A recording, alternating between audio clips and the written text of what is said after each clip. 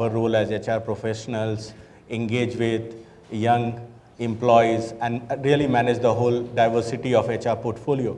That's also the topic we have. We have to really talk about the talent menu. How do we keep ourselves honest about delivering to a talent menu, whether it's about hiring the right candidate, how do you motivate, get the right performance out of them, how do you develop capabilities, how do you really grow and support top talent. We'll try to cover some of these themes. So I will not take much time. We'll start sharing experiences. We have a group of panelists who have very rich and diverse experience, and through that we'll try to learn. Sunyana, do you want to start and talk about some of, because Bajaj Capital is kind of best employer across many of these awards and studies. So how do you end up hiring the right talent, hiring to the brand you have, engaging them, and so on? Sure. Thank you, Shashwat, and a very good afternoon to all of you. For us, talent would mean displaying behaviors by the employees which can be applied productively for organizational excellence and also for achieving the organizational goals. So it's very important. The critical success factor here is to identify their talent with their roles and getting the, finding a right match between the two. Now, as we all know that there are so many options available to get the talent, one being the social media, and of course, it's taken over the traditional ways of recruiting. But social media alone can't help. Even biggest of the companies, I would say only 40 to 50% at max positions get closed through social media. But social media clubbed with other programs will definitely help. For example, I'll give an example of employee referral program that we have been running in the company.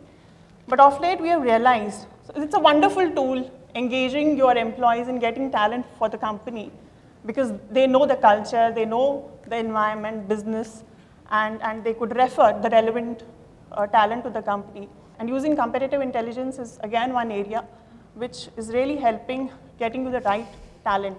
KPIs for the recruiters would be getting the number of people, selling them the job profile, the employer brand, and making them aware about what is in store for them. So that is their key skill. And assessors would be, appraised on the quality that they get on board. And last but not the least, we will talk about the performance management system and all, but it's very important to set the right KPIs for the talent acquisition team also. So for me, the KPIs of the talent acquisition team would be how many productive or talented people have been brought in and what is their average stick-on period, rather than the traditional ways of appraising them on the number of closures done in last month or what is the TATs they've been following. So it's very important in our business to assess them on the talent and the quality that they've brought in. It will be great to now hear from CEO's perspective. Rama is here to really, from her perspective, what really defines a great talent coming in, how some of the technology tools are helping really enable that, and how do you engage talent to perform and reward them? Thank you. As a CEO, it becomes very important for me, one, is to have HR as a sounding board, because it's important. Everything that we are doing is critical. It impacts the business. People that we have working for our company come with those values. Confidentiality is extremely important. And the service that we deliver in the space that we are in is actually equal to a Six Sigma quality. There is no scope for error.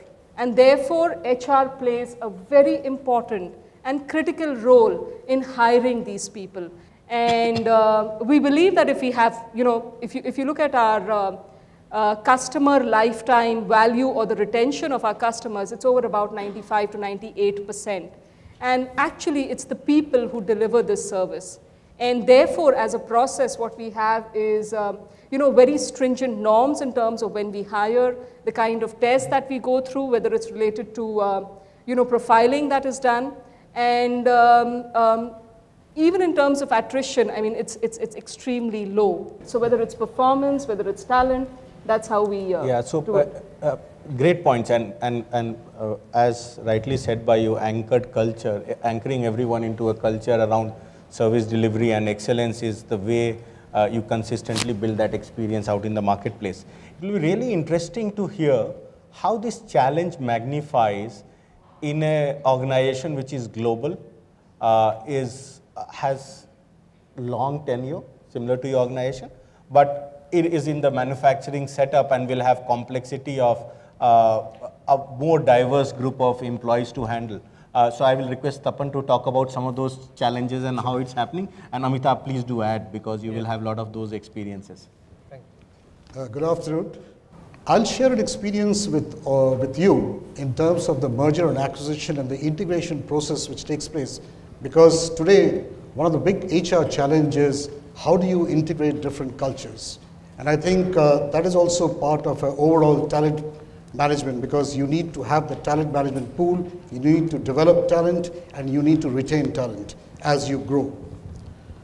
Both Apollo Tyres and this Dutch company which we acquired had very strong research and development centers in their respective places.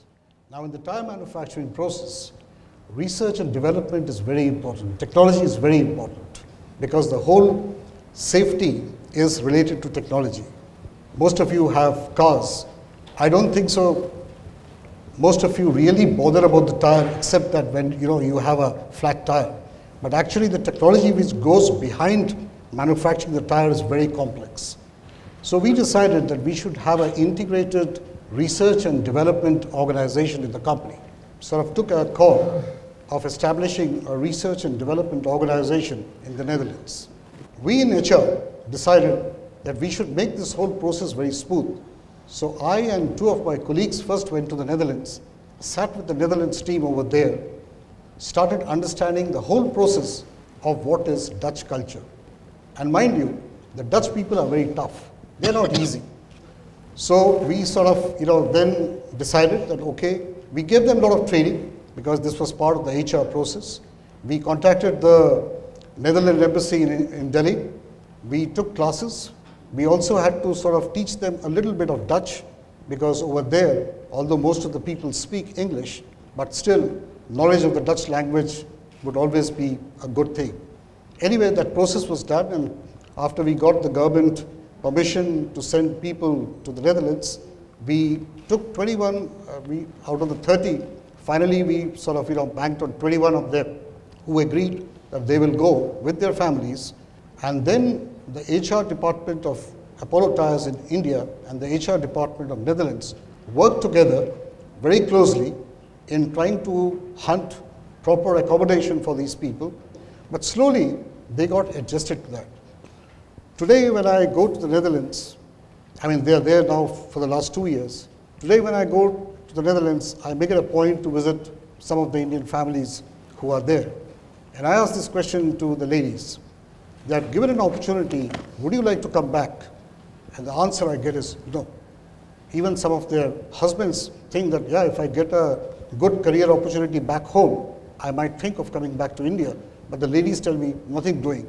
We would like to stay here till our tenure is over. Their tenure is about close to 5 years. So they want to finish that tenure. They've got themselves very well adjusted to the Dutch culture. There was a lot of challenges for most of them, because in India, most of these people are used to a direction in the work. You have to do this, or this is the assignment. Whereas in the Dutch system, you have a role, and you understand your role, and you are not directed all the time. So in the Dutch culture, it's a little bit different, and their expectation from these people were also very different. 6 months down the line, of course, things got adjusted, and most of them are very well settled. Today, nobody really wants to come back to India. They are there, and for us in Apollo Tyres, it's a very good story of integration, because most of these merger and acquisitions, the stories are that they fail because of the people part, because the people do not get adapted and adjusted to a different setup. Luckily, so far in Apollo, we've had a very wonderful experience. Great story, Tapan. Actually, R&D talent is one of the toughest talent to retain. So you ended up retaining most of them and building better tires for future. That's a great story.